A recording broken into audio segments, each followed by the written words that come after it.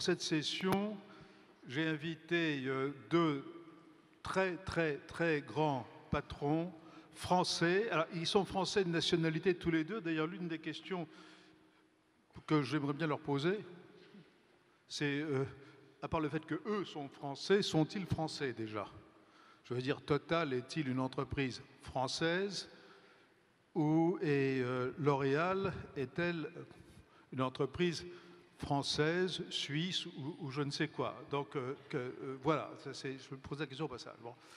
Mais l'idée essentielle de la session, c'était de voir comment les plus grandes entreprises internationales sont impactées par ce que nous, géopoliticiens ou géoéconomistes, ressentons comme des grandes incertitudes pour l'avenir, et même de très grandes incertitudes pour l'avenir. Alors, clairement, Total et L'Oréal ne se trouvent absolument pas, de ce point de vue, dans la même catégorie. Parce que les activités de Total sont géopolitiques, si je veux dire, par nature. Patrick Pouyanné vit dans la géopolitique et dans la géoéconomie. Jean-Paul Agon, je n'ai pas l'impression que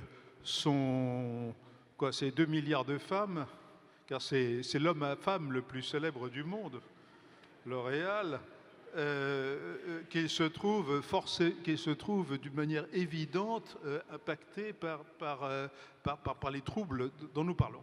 Alors, avant de leur passer la parole, j'ai eu la curiosité de regarder quelques chiffres que je vais vous citer. Il se trouve que la capitalisation boursière de Total et de L'Oréal sont, alors je n'ai pas exactement, si la date du 3 avril, sont extrêmement proches, mais c'est L'Oréal qui l'emporte, c'est-à-dire à 134,6 milliards d'euros. Total faisant 132,1. Alors maintenant, quand on regarde le chiffre d'affaires, il est de 177 milliards pour Total et de 27 milliards pour L'Oréal.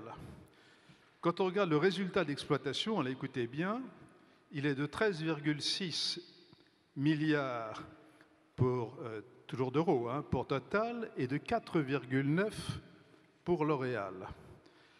Le résultat net, 11,5 milliards pour Total, 3,9 milliards pour L'Oréal. Alors, j'ai presque fini. Le cash flow, 10,3 pour Total, 3,9 pour L'Oréal. Et j'ai également le chiffre des investissements de 10,5 pour Total et de 1,4 pour L'Oréal. Et puis, en termes d'effectifs, c'est intéressant aussi, 104 000 pour Total et 86 000 pour L'Oréal. Alors, quand j'ai vu ces chiffres, j'étais tout de même assez étonné. Comment se fait-il qu'avec des chiffres aussi différents et aussi parlants, la capitalisation boursière soit la même? Comment se fait-il que la capitalisation boursière de L'Oréal, de Total, ne soit pas nettement supérieure, je ne sais pas, le double ou le triple, je ne sais pas, de celle de L'Oréal? Et je me suis demandé s'il n'y avait pas derrière ça, entre autres, peut-être, justement des explications liées aux incertitudes géopolitiques. Alors, je ne sais pas, Patrick, je vais te passer la parole en premier, si tu ne regrettes pas de ne pas être dans les produits de beauté, enfin les produits de beauté, mais enfin, en tout cas, c'est toi qui veux nous donner ta réponse. L'explication, c'est que Jean-Paul Agon est meilleur que Patrick Pouyanné, ça me paraît clair.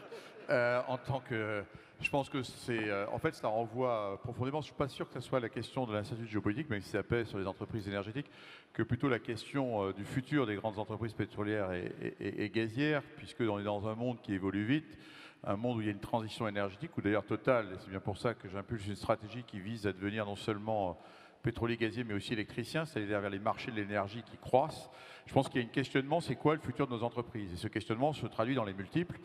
Après, il se trouve qu'il y a de la géopolitique au sens que mes grands concurrents sont anglo-saxons, que le capitalisme mondial et les grands actionnaires de Total sont américains et anglo-saxons, et que, comme toujours, on préfère investir dans des entreprises de son pays que dans celles d'un pays un peu étrange, d'un continent qui s'appelle l'Europe, dont le futur géopolitique et géoéconomique n'est pas très assuré. Et d'ailleurs, dans mon monde, les multiples sur les entreprises pétrolières américaines sont à peu près 1,5, 2 fois plus meilleurs que le mien. Donc, mais soyons clairs, mon objectif, c'est, d'ailleurs je vous invite tous, vous pouvez acheter des actions de Total, parce qu'après la démonstration qu'a fait Thierry, il est évident que le potentiel d'appréciation de Total est très élevé. Et donc, je vous encourage à acheter plutôt des actions de Total que celles de Jean-Paul, parce que lui, il est au maximum. Voilà. Non. Bon, par ailleurs, Jean-Paul surfe sur quelque chose qui est évident, où il y a de la géoéconomie. C'est l'émergence, enfin il dira mieux que moi, mais c'est l'émergence incroyable, enfin, l'aspiration, je dirais, à un bien-être et à un niveau de vie plus élevé de tout un pays émergent, Chine, Inde, etc., et dont les femmes, bien évidemment, aspirent au même standard, il le dira mieux que moi, que les femmes de nos pays développés. Donc il y a un potentiel de croissance très élevé pour Jean-Paul. Mais il y a aussi quand même derrière des conditions que les économies émergentes se développent pour qu'il arrive à réaliser son potentiel. Bon voilà, maintenant je vais peut-être revenir au sujet que tu voulais nous traiter. Bon, tu as décrit Total, je ne vais pas y revenir, je voudrais juste vous... C'est vrai que le monde de l'énergie dans lequel nous sommes, il a quelques caractéristiques.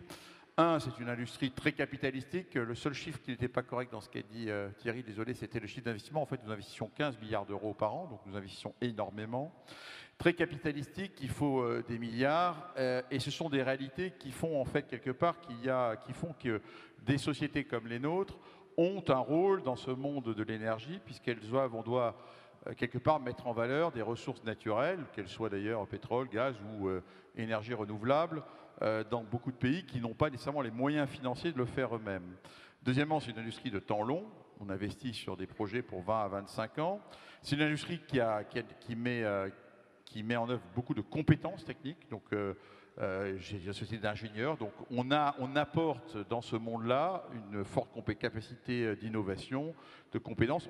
On ne s'improvise pas géologue, foreur ou raffineur comme cela. Et puis, mais enfin, dernier point, bien évidemment, c'est une industrie qui touche quelque part au côté régalien des États, puisque finalement, notre métier, c'est de mettre en valeur des ressources naturelles des États dans lesquels nous travaillons. Et effectivement, dans beaucoup de ces États, qui plus est, sa mise en valeur de ces ressources naturelles génère beaucoup de ressources fiscales, qui sont souvent majeures. Et donc, une société comme la mienne, nous sommes souvent un des partenaires clés de ces États. Ils nous considèrent comme tels, ce qui fait que j'ai la chance, effectivement, de passer plus mon temps hors de France qu'en France. Alors, est-ce que je reviendrai sur la question de Français, puisque j'avais prévu d'en dire un mot. Alors, qu'est-ce qu'on voit dans ce monde-là? Quels sont les protectionnismes auxquels nous avons à faire face? En fait, bon, je dirais que, historiquement, on a eu ces ressources naturelles, pétrolières, gazières, ont été découvertes, ont été développées par des sociétés privées.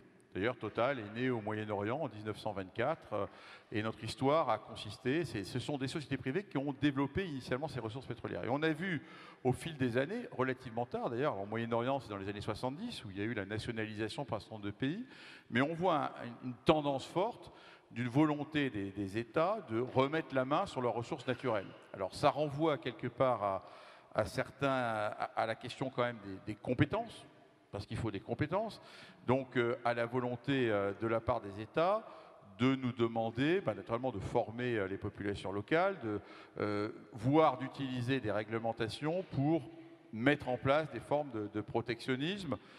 La réponse à cela, c'est que soit on est capable de leur apporter de la valeur ajoutée, encore une fois, notre capacité à gérer les grands projets, à mettre mieux en valeur leurs ressources naturelles et nous aurons notre place, soit nous perdons ces compétences et alors à ce moment-là, ce sera plus difficile. Mais on voit effectivement sur la planète, région après région, dernièrement, on a vu dans notre secteur, moi je l'ai observé depuis 5 ans par exemple, dans les pays d'Asie du Sud-Est, Indonésie, Thaïlande, des pays qui remettent la main via leur compagnie nationale sur les ressources naturelles de leur pays. Alors que pendant des décennies, ils avaient fait confiance à des grandes sociétés privées, il y avait les contrats, et ils respectaient les contrats, mais ils remettent la main. Pourquoi? Et ça correspond d'ailleurs, de ce point de vue-là, à une évolution du niveau d'éducation et de compétences en fait, qu'on observe dans les mêmes pays du sud-est asiatique. Donc ça, c'est du protectionnisme. Je dirais, c'est plutôt une renationalisation de leurs ressources qu'une forme de protectionnisme. Mais c'est un trend assez fort qui fait qu'on voit un transfert de technologie ou de compétences des grandes sociétés internationales vers ces pays-là. On ne le voit pas encore dans un continent comme l'Afrique, où là, la relation, encore une fois, mais ça viendra, parce que ces trends, la relation reste une relation où fondamentalement, les dirigeants de ces pays savent qu'ils ont besoin de nos sociétés. Donc la relation n'est pas de la même, l'asymétrie de la relation n'est pas la même que ce qu'on peut observer dans d'autres zones du monde. Alors après, le protectionnisme, On est peu touché dans nos métiers par des questions de barrières tarifaires, douanières, parce que le pétrole traverse les frontières, tout le monde en a besoin, donc ce n'est pas vraiment la question qui nous soucie. Bien sûr, dès qu'on parle de protectionnisme, on pense à sanctions secondaires américaines, politique comment un État, je parlerai des deux grands blocs, États-Unis d'un côté, Chine de l'autre, qui de façon ou d'une autre utilisent ces armes aujourd'hui pour biaiser la compétition internationale à leur profit. Bon, les États-Unis utilisent, je dirais, c'est pas le dollar profondément, c'est plus que ça, c'est la force de tout leur capitalisme. En fait, la vérité, c'est que je mettais sur un papier, oui, je suis français, j'expliquerai pourquoi nous sommes français. Il y a juste un point, je ne suis pas totalement français parce que les gens qui détiennent Total quelque part, ils sont plus aux États-Unis qu'ailleurs. Et ça peut avoir son impact sur la politique d'un grand groupe comme le nôtre, surtout quand ce pays-là décide d'utiliser sa puissance financière pour imposer des lois extraterritoriales. L'épisode de l'Iran, mais je pourrais revenir dans des questions de Thierry sans doute sur le sujet, nous n'avions pas le choix, tout simplement parce que si nous avions décidé de rester en Iran, le président américain pouvait décider d'interdire à Total l'accès à tout le système financier américain. Et je ne sais pas gérer un groupe mondial comme Total, un groupe global, sans du système financier. Je ne sais par exemple pas assurer Total, réassurer Total, sans avoir quelque part un bout d'espace financier américain. Ce n'est pas possible. Donc à partir du moment où cette menace était réelle, ça devenait un risque systémique, donc on ne pouvait pas le jouer. Donc là, effectivement, il y a des conséquences, mais je dirais côté Chine, qui est l'autre grand bloc, puisque nous, société européenne, on navigue quand même entre ces deux grands blocs, on a affaire, dans une autre forme également, à des formes de protectionnisme évident, une économie d'État, où dans un milieu, et notamment c'est plutôt dans le domaine aujourd'hui des énergies renouvelables, puisque la Chine représente pour 40 à 50% du marché mondial des énergies renouvelables. Eh bien aujourd'hui, si nous voulons nous développer dans ce marché-là, sociétés étrangères, nous n'avons pas accès aux mêmes subventions d'État que nos concurrents chinois. Alors on vient d'ailleurs, la semaine dernière, je viens de signer un accord avec une société chinoise pour créer une société conjointe dans le domaine des batteries. Nous sommes devenus le leader mondial du vélo électrique, là tout d'un coup, parce qu'il se trouve que le marché du vélo électrique est d'abord chinois et que, voilà, danger public, pas les trottinettes, le vélo. Au contraire, si vous allez en Chine, c'est incroyable, en l'espace d'un an, tout le monde est en vélo électrique dans Pékin, il n'y a plus de bruit, c'est assez impressionnant la vitesse ou en scooter électrique à laquelle tout ça se développe. Donc la Chine est un autre sujet parce qu'il y a une forme de protectionnisme par le fait que l'accès au marché domestique chinois, qui est quand même un des plus grands marchés au monde, est contraint. Il y a des mesures qui sont prises, mais ne rêvons pas, une des difficultés qu'on a, nous, société internationale, c'est ce qu'on appelle le rule of law. C'est-à-dire que si je vais en procès contre une société chinoise sur des problèmes de propriété intellectuelle, la probabilité que je gagne est quand même pas très forte. En tout cas, c'est le sentiment que j'ai. Peut-être que j'ai tort d'ailleurs. Et donc, je ne prendrai pas nécessairement les risques que je pourrais prendre. Ça va contraindre mon développement. Alors, face à ces évolutions, bon, c'est un défi pour l'Europe et pour nos sociétés européennes. Qu'est-ce qu'on fait? Comment on peut s'adapter? Bon, je dirais, pour se battre dans ce monde-là, nous sommes à la fois, nos compétences, parce que c'est ça que nous apportons, notre taille. Être un géant est très important. Pourquoi la taille est très importante? Parce que ça me permet de diluer les divers risques de tous ces pays. Donc, chez Total, oui, bien sûr, j'ai une exposition forte sur la Russie, et je sais bien que ce risque est aujourd'hui un vrai risque, mais même s'il se passait quelque chose de dramatique, Total survivrait à une crise majeure avec la Russie. Donc, la taille nous permet d'amortir ce risque géopolitique ou géoéconomique. C'est une des réponses qui fait que je suis heureux que mes prédécesseurs aient construit un groupe de cette taille-là et qu'il faut continuer à le faire grandir. L'autre façon de faire, c'est plutôt que de se battre, c'est de s'associer, de trouver des modes de coopération. Et en fait, quand je regarde un des trends forts des 10 dernières années, je disais qu'il y avait dans beaucoup de pays producteurs une volonté de nationaliser les ressources naturelles. En fait, ce que nous avons fait, c'est qu'aujourd'hui, nous sommes moins producteurs nous-mêmes tout seuls et nous le sommes beaucoup plus en association avec des compagnies nationales. Total a été le major qui a accepté de créer des sociétés conjointes où on fait du transfert de compétences, mais ça nous permet de gagner des contrats. Et par exemple, on a gagné plusieurs contrats au Moyen-Orient sur ce mode-là au cours des dernières années. L'autre façon de faire, c'est de s'associer. Je parlais des sociétés chinoises. Le plus grand partenaire mondialement aujourd'hui, au niveau mondial de Total, c'est PetroChina, la société d'État chinoise, puisque nous avons décidé il y a une dizaine d'années, plutôt que de nous battre contre eux, on va s'associer à eux et on va plutôt s'en faire des alliés. Donc c'est une façon de répondre à ces trends, je dirais, dominateurs d'un certain nombre de pays. Et puis, on a une nationalité qui est être français.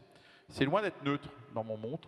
Je revendique d'être français parce que vu des États producteurs, par exemple moyen-orientaux, Total, c'est la seule major non anglo-saxonne. Et finalement, comme la France est membre du Conseil de sécurité, comme la France est un des rares pays qui projette des troupes sur des théâtres d'opération, ils voient là une alternative, clairement, à travers nous, confier une partie de leurs ressources naturelles à Total, même si, alors ils pensent tous que l'État est actionnaire de Total, c'est pas vrai, mais je les dément pas tout le temps, ça dépend. Finalement, c'est un atout. Ils confient quelque part une partie de leurs ressources à une alternative au monde anglo-saxon ou au monde chinois qui s'introduit. Donc on peut jouer la carte de la nationalité, elle est très forte dans mon domaine. Alors être français, c'est quoi? Oui, je suis français, mon siège est à Paris, mon comité exécutif, même s'il s'ouvre à d'autres nationalités, est encore à 70% français. C'est ça les caractéristiques d'être français. C'est finalement, à la fin, la nationalité d'entreprise, c'est à la fois où on est installé et quelle est la nationalité des gens qui la dirigent. Mon actionnariat est encore français à 20%, ce qui est peu. Il est plutôt plus majoritairement anglo-saxon, puisque États-Unis font 35% et Grande-Bretagne en fait à peu près 10 à 15. Donc de ce point de vue-là, la nationalité varie, d'où l'impact que je mentionnais. Voilà un peu ce que je peux vous dire en introduction, et je suis sûr que Thierry animera le débat. Je voudrais juste dire qu'une autre des réponses, c'est d'être multilocal. J'ai beaucoup de questions. Comment faites-vous en ce moment pour être à la fois le plus gros pétrolier à Abu Dhabi, au Qatar et travailler en Arabie? Eh ben, la réponse que je fais, c'est que nous sommes d'abord, on dit on est au global, non, en fait, on est profondément plus multilocal. On est local, Qatari au Qatar, Émirati aux Émirats. Et que je dis à chacun d'eux, écoutez, moi, dans chacun de vos pays, nous faisons le maximum pour vous apporter notre savoir-faire. Nous sommes peut-être là pour construire des ponts. Maintenant, si vous me demandez de construire des murs, ben, je ne suis pas celui qui va répondre à votre attente. Et une petite question avant de, juste, quand tu vas à Doha, tu connais bien, je crois que tu as été en poste 2 ou 3 ans à Doha, mais aujourd'hui, si tu veux aller de Doha à Abu Dhabi, qu'est-ce que tu fais? Mais je veux dire, ça c'était aujourd'hui, d'abord on ne peut pas y aller en avion, il faut passer par d'autres, mais même autrefois, moi j'ai appris quelque chose quand j'étais jeune, quand je suis rentré chez Total, de mes prédécesseurs. Quand on va dans un pays, on se dédie au pays. Si on commence à leur dire, je dois partir à 8 heures pour aller dans le pays voisin, l'attention de votre interlocuteur baisse de 2 tons. Donc en fait, il est très rare que je fasse par exemple une mission, je veux aller à Doha, à Abu Dhabi. Bon, aujourd'hui pour les avions, c'est pas possible d'ailleurs, puisque même en jet privé, on ne peut pas le faire. Il faudrait que je passe par Oman ou par Koweït, ce qui est un peu compliqué si j'ai pas d'affaires à y faire. Mais je pense que profondément, c'est pour ça que je vous dis que je suis multilocal. Je vais à Doha, je vais consacrer une journée ou une journée et demie à Doha, et je reviens. Je repartirai à Abu Dhabi, là. Mais ça, c'est quelque chose, parce que pourquoi? C'est comme de la diplomatie. L'ordre dans lequel je vais choisir Doha ou Abu Dhabi peut être interprété par mes interlocuteurs comme un signal. Il peut ne pas en avoir, ça peut être simplement un problème d'ordre d'agenda, d'ordre du jour, mais tout est interprété. Et ce n'est pas aux diplomates et aux gens qui sont dans la salle qui connaissent cela. Donc la leçon que j'en ai tirée, c'est qu'il vaut mieux éviter ce genre de questionnement. En plus, en ce moment, de toute manière, c'est physiquement impossible. Mais j'étais à Doha il y a 10 jours et j'irai à Abu Dhabi bientôt. Voilà. Alors, merci Patrick pour ces explications extrêmement précises. Maintenant, je vais passer donc la parole à Jean-Paul Agon. Alors, Jean-Paul, on a l'impression qu'au fond, la géopolitique et même la géoéconomie ne vous touchent pas. Non, non, excusez-moi d'abord, bonjour, j'ai une voix très mauvaise parce que j'ai un mauvais rhume. Donc je vais essayer d'être quand même, de pouvoir parler. Non, la géoéconomie nous touche, mais elle nous touche de manière très différente de Patrick, bien sûr, et de beaucoup d'autres entreprises. Alors d'abord, effectivement, entre Total et L'Oréal, on ne peut pas trouver 2 sociétés plus différentes. Nous, effectivement, on fait des produits de grande consommation. Comme le disait Thierry, on a à peu près 1,5 milliard de femmes consommatrices dans le monde et quelques centaines de millions d'hommes. C'est très réparti dans le monde entier puisque c'est dans tous les pays du monde. On est numéro 1 bien sûr et on est des produits pas du tout politiques. Nos produits, par définition, le produit beauté c'est un produit non politique. C'est un grand avantage aussi parce qu'on est un secteur qui n'est pas du tout stratégique. Dans la plupart des grands pays, par exemple comme la Chine, j'avais eu l'occasion de demander à une autorité du gouvernement est-ce Est-ce que la cosmétique fait partie des secteurs stratégiques qui risquent d'être réglementés? Et on m'avait rassuré en me disant non, non, non, vous inquiétez pas, pas du tout. Et donc on en est très heureux. Et généralement, d'ailleurs, d'une manière très générale, partout où on s'implante dans le monde, on s'implante sans vraiment avoir de contact avec les gouvernements, les politiques ou quoi que ce soit, parce que nous, la seule chose qui compte, c'est que ce soit les femmes, les millions, les dizaines de millions, les centaines de millions de femmes des pays en question qui votent pour nous. Ce n'est pas les gouvernements qui doivent nous apprécier ou pas nous apprécier. Donc on est beaucoup plus libre de ce point de vue-là. On n'est pas complètement immune non plus, parce que, comme le citait Patrick, il peut y avoir des exemples dans le monde où des pays se ferment pour différentes raisons. Il peut y avoir des non-tariff barriers qui sont érigées, des réglementations indirectes qui gênent un petit peu l'activité. Mais on essaye de compenser tout ça par un certain nombre d'actions. Bon, d'abord, on est très léger. C'est aussi le contraire de Total. On est vraiment très léger en matière de capitaux. On n'est pas du tout capital intensive. Donc on peut implanter, d'abord on implante nos usines partout dans le monde. Généralement on implante nos usines partout où on vend, ce qui est un avantage énorme. Deuxièmement, comme c'est pas très capital intensive, on peut les bouger relativement facilement. On peut bouger nos supply chains. Et donc on a d'une manière générale un peu un espèce de concept de...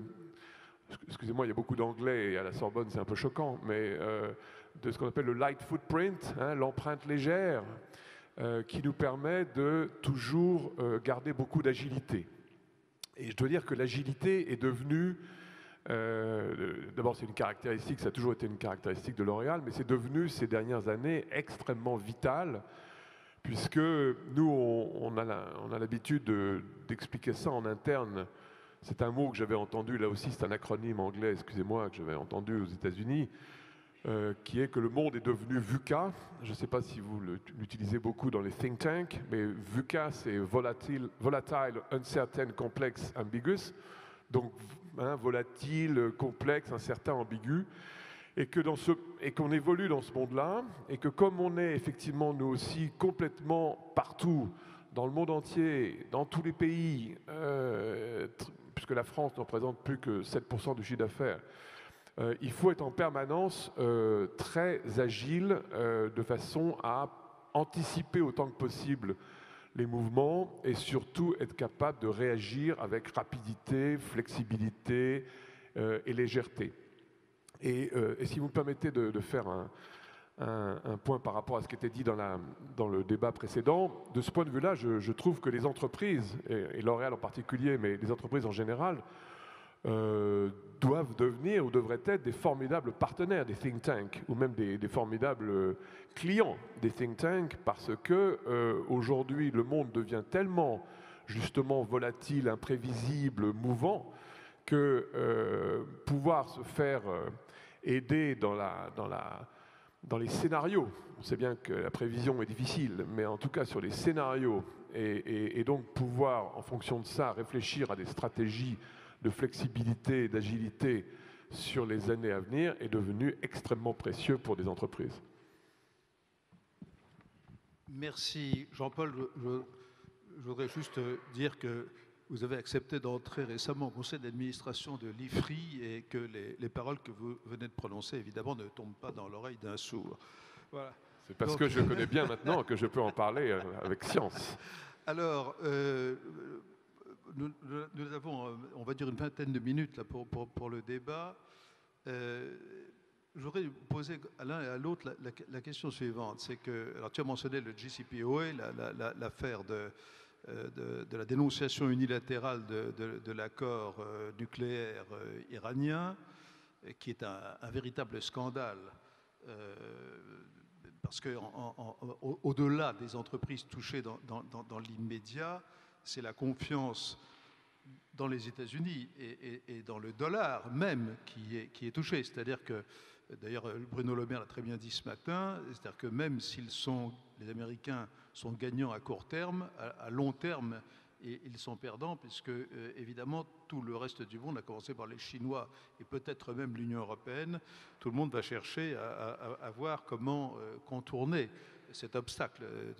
Tu disais, Patrick, qu'aujourd'hui, Total ne peut pas se permettre de ne pas céder sur une situation de ce genre-là, mais enfin peut-être que dans 20 ans, ce sera différent. Donc ça peut avoir des conséquences multiples. Mais au-delà de ça, ma question c'est, est-ce que vous ne voyez pas l'un et l'autre une tendance à la politisation de plus en plus grande de l'économie et du droit, par conséquent? Est-ce que nous, dans les think tanks, je vois que nous entrevoyons cette tendance au-delà de M. Trump. Alors, comment est-ce que vous percevez cela? Est-ce que, Patrick, peut-être plus que Jean-Paul Agon, tu ne penses pas, quand tu vas dans certains pays, que tu peux te faire, par exemple, arrêter à la descente de l'avion? J'espère pas. Non, mais moi, ce que je crois, c'est qu'on voit globalement, on voit, et d'ailleurs, nos grandes entreprises, quelque part, sont sans doute une des sources de ce mouvement et de refracturation, de repli sur soi.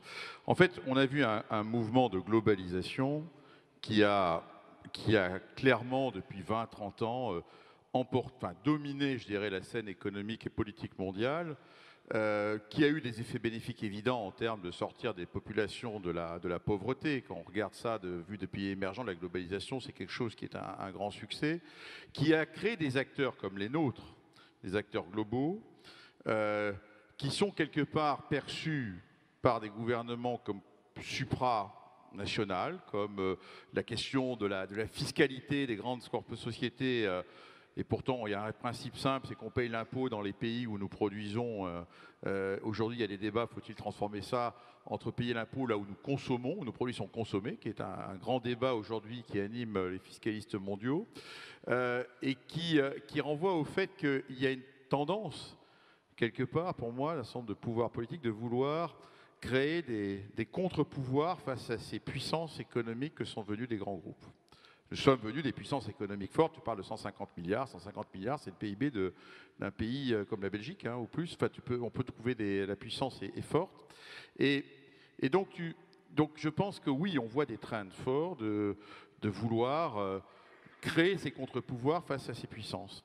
Est-ce que ça veut dire qu'on abandonne malgré tout, et ça renvoie à des fondamentaux finalement? Le business mondial, il a besoin de ce qu'on appelle le rule of law en Angleterre. Enfin, c'est ça pour moi qui est essentiel. Et les pays, moi, je les classe en deux grandes catégories. Ceux où je peux avoir confiance dans le fait qu'il y a des états de droit et que, bien après tout, on n'a pas toujours raison, et qu'il y a des systèmes de justice qui vont fonctionner, qui vont arbitrer, et ceux où cela n'existe pas, et où le confort que nous devons avoir pour investir relève d'une autre nature et on prend beaucoup plus de risques. Enfin, c'est un vrai sujet pour moi de ligne de partage, surtout quand, comme chez nous, on met des capitaux très importants dans un pays donné. Et contrairement à Jean-Paul, moi, je ne peux pas bouger mes usines. Une fois qu'elles y sont et pour longtemps. J'aimerais, mais je ne sais pas faire ça. Et donc oui, il y a des trends. Est-ce qu'il faut... ça me gêne quelque part plus quand ça vient d'un pays où il y a la règle du rule of law qui adopte ses comportements en sa faveur, CF les États-Unis, que quand c'est un pays comme la Chine, de toute manière, je sais que j'ai cette contrainte, je l'ai. Enfin, donc voilà. Maintenant, est-ce que je peux être arrêté à la descente d'un avion? Non, parce que quand même, quelque part, une des règles du jeu quand on dirige un groupe mondial, c'est justement, et de ce point de vue-là, sans doute, il y a une évolution dans nos groupes, c'est qu'il faut respecter les lois de chacun des pays où nous sommes. C'est un fondamental. On appelle ça la complaisance, moi j'appelle juste ça l'honnêteté. Et nos groupes, justement, parce qu'ils sont cette taille, doivent bien évidemment respecter les règles du jeu, de quelque censure qu'elles se soient, dans chacun des pays où nous travaillons. Ça, c'est pour moi un B à bas, parce que si on ne respecte pas ces règles-là, alors à ce moment-là, c'est nous qui créerons la jungle et on a plus à y perdre qu'à y gagner. Alors évidemment, il y a la règle de droit, il y a l'état de droit, mais il peut y avoir, même dans un état de droit, instabilité juridique.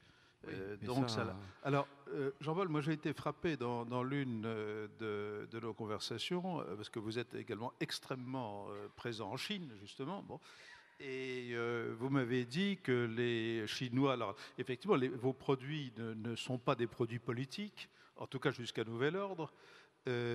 Mais les instances politiques sont quand même, si j'ai bien compris ce que vous m'avez dit, très présentes, mais très présentes pour vous aider. C'est-à-dire qu'ils se décarcassent pour vous plaire, en quelque sorte. Est-ce que vous pouvez commenter un petit peu ce point?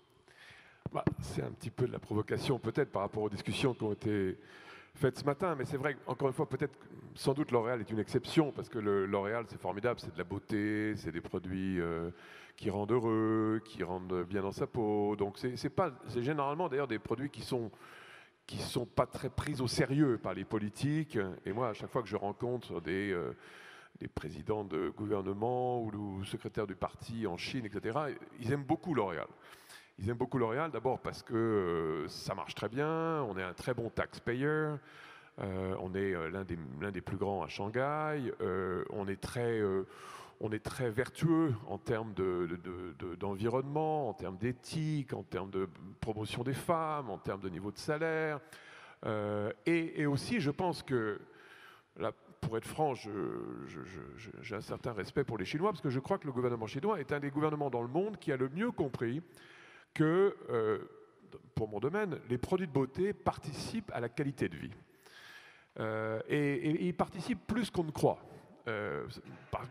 Parce que dans certains autres endroits du monde, y compris d'ailleurs beaucoup plus près d'ici, les gens considèrent un peu la cosmétique comme un truc secondaire, aucun intérêt, des paillettes, etc. Alors qu'en fait, ça participe de manière très importante à la qualité de vie, à ce qu'on appelle l'estime de soi, le plaisir d'être bien, etc.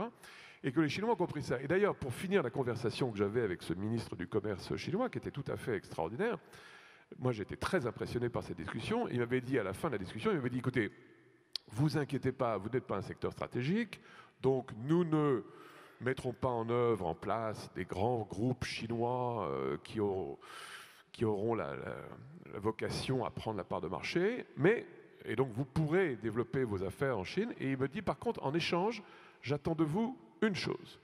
Et alors là, j'étais un peu dans l'expectative. Que va-t-il me demander? Il m'a demandé tout simplement, écoutez, j'attends de vous que vous fassiez en sorte, avec vos produits, avec vos marques, de pouvoir servir tous les consommateurs chinois.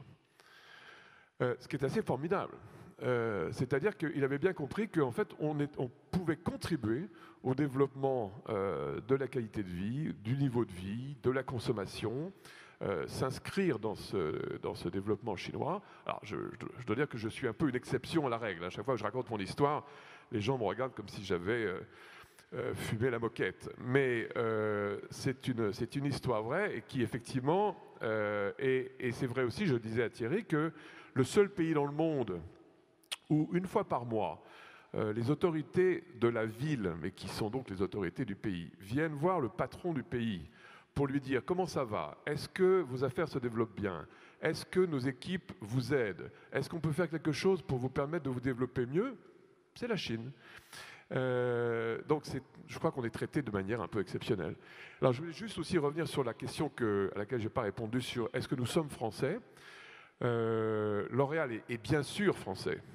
L'Oréal est bien sûr français parce que L'Oréal, d'abord, c'est une société française qui est née en France, qui a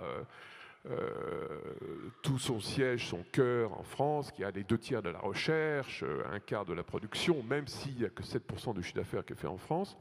Mais au-delà de ça, je dirais que la beauté, comme certains autres secteurs, comme le luxe, c'est vraiment, ça fait partie ce que j'appelle, entre guillemets, le génie français. C'est un domaine dans lequel on peut un peu se targuer d'être quand même les meilleurs du monde. Même si on n'est pas les seuls. Il ne faut pas croire qu'on est les seuls dans le monde. Et vous avez vu dans les journaux que maintenant, en parallèle des GAFA, que tout le monde connaît, il y a maintenant les Call, qui sont Kering, Hermès, L'Oréal et LVMH, qui sont l'ensemble beauté luxe, et dont d'ailleurs les croissances de market capitalisation sont assez comparables à celles des GAFA, même si les volumes ne sont pas encore les mêmes. Mais je voulais juste finir sur quelque chose. Moi, L'Oréal se sent français, mais se sent aussi beaucoup européen. Fondamentalement européen. Et je dois dire d'ailleurs que même si on me demandait est-ce que vous vous sentez plus européen que français ou français qu'européen, j'aurais du mal à répondre à la question, parce que dans le fond, nos grands concurrents sont américains, japonais, coréens, demain certainement chinois et indiens. Et L'Oréal se sent profondément européen. Et je voudrais faire un petit appel d'ailleurs sur le fait que je trouve qu'on n'utilise pas assez. On parlait ce matin de comment l'Europe peut répondre à la rivalité des empires américains et de l'empire chinois. Et je trouve qu'on n'utilise pas assez le soft power quand même des entreprises européennes qui sont parmi les plus belles entreprises du monde. On a quand même en Europe des entreprises extraordinaires qui sont présentes dans le monde entier et qui, à côté de leur puissance économique, etc., ont également un véritable impact, une véritable influence, et qui est vraiment totalement sous-estimée. En tout cas, qui n'est pas utilisée dans ce grand jeu mondial géostratégique. Mais ça, pour reprendre la métaphore un peu psychanalytique qu'on a utilisée ce matin, c'est parce que l'Europe vit un mal-être. Voilà. Mais si nous parvenons à rentrer dans un mieux-être, peut-être, effectivement, sera-t-on capable de mieux exploiter cet atout. Là, maintenant, je voudrais vous demander à l'un et à l'autre, parce que vous êtes parce qu'on a beaucoup parlé de la Chine aujourd'hui, et ça fait partie du sujet. Tous les gens qui sont proches de la politique d'une manière ou d'une autre, y compris les think tanks, nous sommes frappés par le fait que la vie s'est de plus en plus serrée en Chine. Dans la session précédente, on a rappelé, je crois que c'est Thomas qui a rappelé, il est bien affiché que les think tanks doivent suivre la ligne du parti, ce qui est presque contradictoire avec la notion de think tanks. Tous les intellectuels qu'on peut rencontrer par la voix basse, quand on arrive à passer 5 minutes avec eux dans un endroit discret.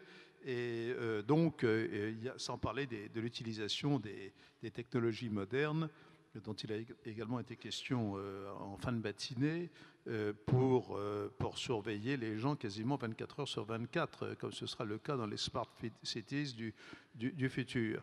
C'est-à-dire qu'on a, nous autres, l'impression que c'est un pays qui évolue de plus en plus vers, pour employer un mot faible, un autoritarisme fort. Alors, vous êtes très souvent en Chine. Quelle perception, juste comme ça, là, c'est beaucoup plus au niveau de la perception.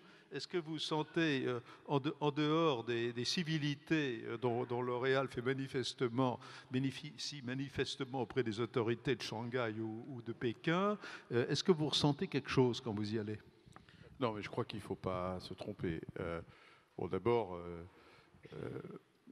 en face de nous, la Chine, pour moi, c'est un parti-État qui est géré comme une superbe entreprise. Alors certes, ils gèrent 1 milliard de personnes, ce qui est d'ailleurs très impressionnant. Je ne sais pas comment ils font, parce que nous, 100 000, c'est déjà compliqué. Donc je suis très impressionné. Mais il faut bien voir que c'est une organisation remarquable, y compris sur la gestion des ressources humaines, où la qualité de nos interlocuteurs me frappe à chaque fois.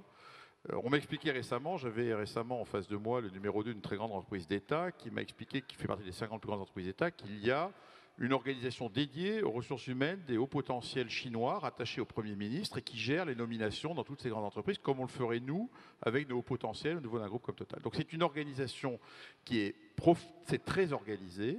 Quand il y a un tone of the top, comme on dit, eh bien, tout le monde l'écoute, l'entend et répète. Moi, j'y suis allé il y a 15 jours au China Development Forum. La thématique sur la relation avec les Américains, j'ai entendu la même phrase revenir partout de mes interlocuteurs. Donc ça, c'est le côté organisé et dont il faut pas être naïf. C'est cette organisation. En même temps, ce que j'observe aussi, ça m'a frappé, puisque la semaine dernière, j'étais à Shanghai, j'ai signé 3 grands accords, et je ne les ai pas signés pour la première fois dans notre histoire avec des sociétés d'État, mais avec des sociétés privées. J'ai le sentiment profond qu'il y a un autre mouvement qui se passe en Chine. On fêtait cette année le 40e anniversaire, je crois, de l'ouverture de l'IFRI et du saut chinois vers l'ouverture chinoise du capitalisme, je dirais. Ils sont entrés dans une deuxième vague qui est le profondément sentiment au niveau des autorités, c'est que la première vague s'est passée par ces grandes sociétés d'État, que ça a généré, d'ailleurs, c'est des monopoles qui commencent à être un frein à le développement de l'économie et donc de l'aspiration au bien-être, parce que si la Chine veut être stable, il faut donner au 1,5 milliard non seulement des produits de beauté, parce que là, le message, c'est qu'il faut le donner aussi aux pauvres qui en ont besoin, et pas seulement à la classe moyenne. C'est ça le message du ministre à Jean-Paul. Faites des produits de L'Oréal cheap. Je suis sûr que c'est plus compliqué, ça. Mais en tout cas, il y a la volonté de passer à une deuxième phase. Et cette deuxième phase s'appuiera sur des sociétés d'origine privée. Et ça fait changer le système. Et d'ailleurs, j'ai pu signer ces accords. Je ne suis pas naïf, si j'ai pu les signer avec ces entreprises, c'est que quelque part, il y a eu quelqu'un qui a donné un tampon. Parce qu'il y a un signal et qui va se traduire par quand même plus d'ouverture, y compris par rapport à ce que je disais, la notion de règles de droit. Parce que ces sociétés-là en face de nous, les contrats qu'on a pu discuter sont beaucoup plus de nature occidentale que ce qu'on faisait rapidement, classiquement avec les sociétés d'État. Mais en même temps, il y aura toujours un secrétaire du parti à côté du dirigeant. Il y a un système, clairement. Mais il ne faut pas... Enfin, je veux dire, on regarde ça d'un point de vue avec nos yeux d'occidentaux. Moi, je pense qu'il faut se mettre à la place des Chinois en Chine. Le Chinois en Chine, le niveau de vie et l'accès de ces personnes-là, vous allez à Shanghai, la rapidité, l'accès à des formes de liberté, qui n'est peut-être pas la liberté politique telle qu'on l'imagine chez nous, est incroyable, la façon dont ce pays se projette. Nous sommes au XXIe siècle en Chine. La façon dont tu utilises les technologies digitales est incomparablement supérieure à ce qu'on fait nous en Europe. On a Moi, je vais à Shanghai, j'ai passé 4 jours l'année dernière avec mon comité exécutif à observer et à voir des startups. Mais on a vu un monde qui est déjà dans le XXIe siècle. Et donc, le peuple chinois bénéficie de cette technologie moderne beaucoup plus que quelque part nous-mêmes. La 5G sera un grand scandale où vous verrez que pendant que la Chine aura la 5G, développera ces trucs, nous en Europe, on fera 10 ans de retard, quoi. On pourra se poser beaucoup de questions, savoir qui sont les... Donc je pense que c'est pas pour défendre. D'un côté, il y a un système organisé, contrôlé, mais d'un autre côté, il évolue vite, et il évolue, et vu des Chinois, je suis convaincu qu'il y a un gain pour le niveau de vie, de liberté qui est supérieur aux contraintes qu'ils vivent. Donc voilà comment je vois l'affaire, mais je pense que, donc oui, Xi Jinping met de l'ordre parce qu'il en a besoin, mais ça tente aussi à assainir un certain nombre de pratiques, l'anticorruption, etc. Et il y a sans doute d'autres espaces de liberté qui sont en train de s'ouvrir dans ce pays-là. Merci. Jean-Paul, c'est la même question. Non, moi je suis 100% d'accord avec Patrick. Je pense aussi que le Parti communiste chinois s'est transformé ces 50 dernières années en une formidable technostructure extrêmement efficace. Effectivement, il y a 50 millions de membres et je pense qu'il y a une direction des relations humaines ou des ressources humaines pour les 50 millions d'individus qui ont des carrières extrêmement programmées, étudiées, suivies, etc., avec un système méritocratique pur, enfin méritocratique, bon bien sûr il faut suivre la ligne du parti bien évidemment, mais aussi méritocratique, qui fait que les gens qui montent dans la hiérarchie, qu'ils soient maire adjoint, maire, responsable d'une entreprise nationale, etc., montent par le mérite, la performance. D'ailleurs ils ont même maintenant ce qu'on appelle aussi, excusez-moi pour le terme, encore une fois en anglais, des KPI, hein, des indicateurs de performance extrêmement précis. Je pense que c'est les seuls, par exemple, maires dans le monde qui ont des indices de performance à respecter extrêmement précis dans tous les domaines, dans le domaine de la pollution, de la sécurité, du niveau de vie. Donc c'est absolument impressionnant, et je suis aussi d'accord avec Patrick que aujourd'hui, en Chine, quand on y va, on n'est même plus au XXIe siècle, on est presque au XXIe siècle. C'est pas exagéré, hein. Moi j'ai créé la filiale chinoise de L'Oréal Chine en 97. J'y suis allé 50 fois depuis. J'y vais 2 à 3 fois par an. Je vois l'évolution. Et aujourd'hui, pendant longtemps, la Chine était derrière, la Chine a rattrapé, et aujourd'hui, la Chine est devant. Et même devant, d'ailleurs, devant la Silicon Valley, devant dans beaucoup de domaines, en tout cas. Peut-être pas dans tous les domaines. Il y a des domaines peut-être confidentiels qu'on ne connaît pas. Mais dans beaucoup de domaines, la Chine est devant. Et voilà, c'est un système différent. Alors, avec ses risques et ses opportunités, qui sont aussi les deux signes d'un même signe chinois, mais ça fait partie du jeu. Eh bien, je crois que tout ceci nous renvoie aussi à une partie des discussions de ce matin sur démocratie libérale et illibérale. Je ne suis pas sûr que le terme démocratie illibérale s'applique exactement à la Chine, on peut en discuter. Toujours est-il qu'il y a une chose qui, à moi, me paraît certaine, c'est que si les démocraties dites libérales sont en péril, c'est parce qu'elles ne sont pas efficaces. Et que, d'ailleurs, et ce sera peut-être le mot que je vous propose pour terminer, vous avez tous, enfin beaucoup, ont vu la série The Crown. The Crown, et comme on nous a invités ce matin à ne pas faire d'anglicisme, je dirais la couronne. Et il y a une première, dans le premier épisode, il y a Churchill qui explique à la jeune reine Élisabeth II la différence qu'il y a entre the dignified and the efficient. Le dignified, c'est la fonction monarchique, c'est la fonction royale. L'efficient, c'est le gouvernement qui fait marcher la machine. Et ce que Churchill cherche à enseigner à la jeune reine, c'est que tout son pouvoir est dans le dignified et qu'à la limite, et ça c'est moi qui le dis, à la limite, le pouvoir absolu dans l'ordre du dignified suppose de n'avoir aucun pouvoir, zéro pouvoir dans l'ordre de l'efficient. Eh bien, le problème des sociétés libérales, c'est qu'elles sont de plus en plus mauvaises et dans l'ordre du dignified et dans l'ordre de l'efficient. Je vous remercie infiniment pour ça.